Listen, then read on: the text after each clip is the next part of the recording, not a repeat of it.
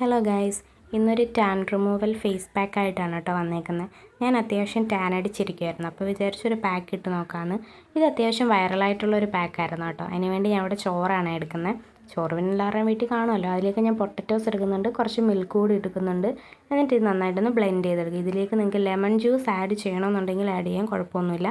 ഞാൻ എടുത്തിട്ടില്ല.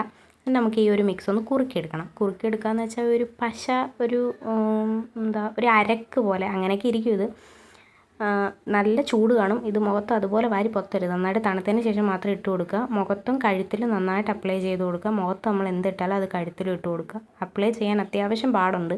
ഇത് നമ്മൾ തേക്കുമ്പോൾ അതുപോലെ തന്നെ കയ്യിൽ തിരിച്ച് വരും. ഒരു പശ പോലെയൊക്കെ ഇരിക്കുകയല്ലേ. അപ്പോൾ ഒരു 20 മിനിറ്റിന് ശേഷം ഇതൊന്ന് വാഷ് ഔട്ട് ചെയ്ത് കളയാം. 20 മിനിറ്റ് കഴിഞ്ഞാലും ഇങ്ങനെ തന്നെ ആയിരിക്കും ഇരിക്കുക. ഇത് അങ്ങനെ ഡ്രൈ ആവത്തില്ല. നമ്മൾ തേക്കുമ്പോൾ എങ്ങനെയാണോ അതുപോലെ തന്നെ ആയിരിക്കും ഇരിക്കുക.